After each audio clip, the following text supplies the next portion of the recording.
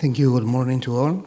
I'm Sebastian Silva. I'm a Chilean pediatric neurologist working at the DNH Epilepsy Center on the update of the clinical database.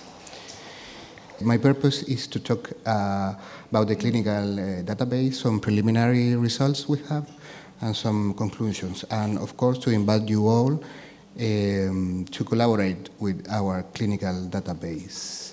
So as we know, this is a transportopathy with a problem in the GAT1, GABA transporter 1, in the presynaptic neurons and the glia.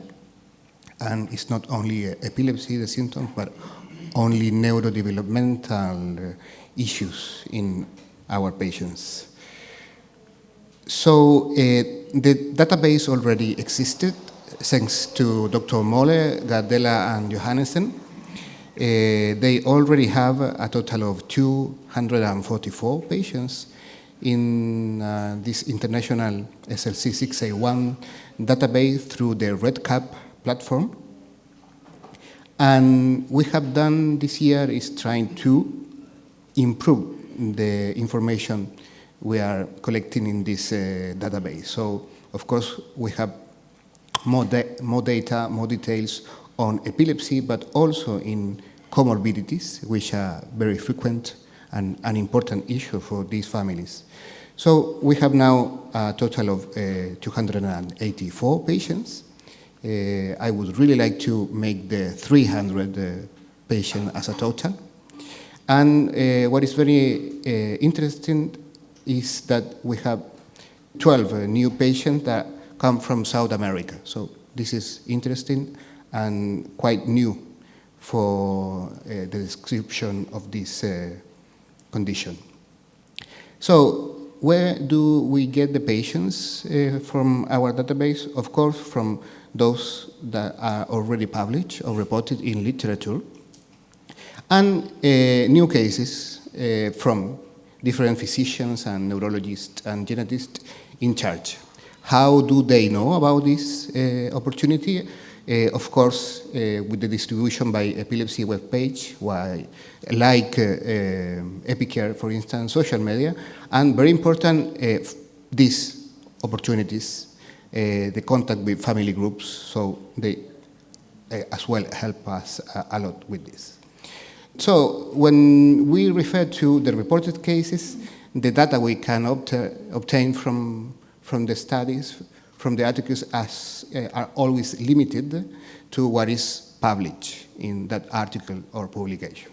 Just an example, here we have a table from a paper that at least 4 of these patients have no data on the genotype. So we really don't know if they are really patients with this condition or not. And if you can see in gender, there is a basic information. Some patients, we don't have data. We don't know if they are male or female. So the data is quite limited. And according to epilepsy, it's also limited because in some patients, we don't know if they have seizure or not. In some, we know that they have, but we don't know the seizure type or more details about this patient. And this is very important, and these are videos from one patient from Chile that you can see that the patient have an absence, but it's not only an absence, it's also an eyelid myoclonia absence, then a myoclonia, and then again a new absence seizure. So it's a very complex seizures, and the better seizure type identification we can make, the better characterization we can make of this condition. And this is another patient from Chile where you can see that this girl starts with some myoclonic jerks following a fall, a drop attack. And these are the data that are very important for all of us, and this should be included, hopefully, in our database to a better characterization of the condition. So the best data comes from physicians and neurologists and geneticists, because this is unlimited data, as long as the physician can collaborate and apport more information, that is even better. So, for instance, this is a change we made in our database about comorbidities. If you have a psychiatric comorbidities, yes or no. If it's yes, you have all this table with some specific disorders listed, and you can get more info about each of them. And for instance, this patient has 3 different psychiatric comorbidities. We have the age of onset.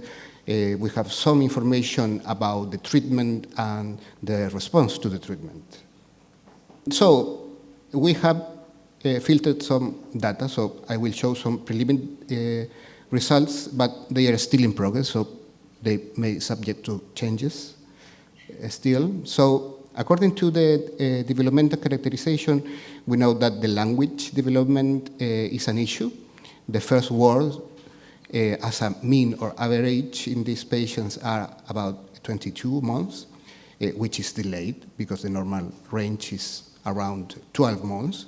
But of course, we have some patients that are really typical or in the normal range, but other patients are very delayed with the first months. So as an overall, we know that almost 80% of these patients will have a language impairment, including some patients that are really non-verbal at all. The same with the motor development. The mean, the average is delayed, but we have patients that are in the quite normal, typical range, and some other that are really delayed.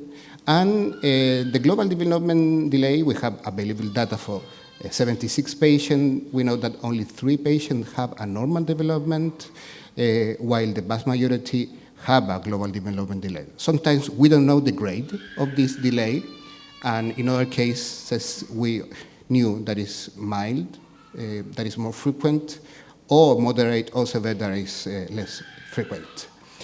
About intellectual disability, we have data from 144 patients, and we see that there are some patients normal, borderline, but the vast majority have an intellectual disability. Okay. According to abnormal movement of movement disorders, we know that almost a third of the database have an abnormal movement, being the most frequent the stereotypes and the tremor. And some patients, of course, have more than one abnormal movement. According to psychiatric comorbidities, this is very high, very frequent. Around 74% of patients will have a psychiatric comorbidity. And again, some patients will have several psychiatric comorbidities. And the most frequent are autism or autistic spectrum disorder, behavioral problems, and also ADHD. So, as conclusion, the more data we have about this condition, the better characterization we can make of this condition. So this is, of course, a better clinical guide for all the future studies about natural history studies or prospective studies. So very important, we're still recruiting patients. So if you want to collaborate with us, this is my email from the Danish Epilepsy Center. And we really thank the patient, the families, Lindsay and Amber, and of course our new collaborator, especially those coming from South America. Thank you very much for your attention.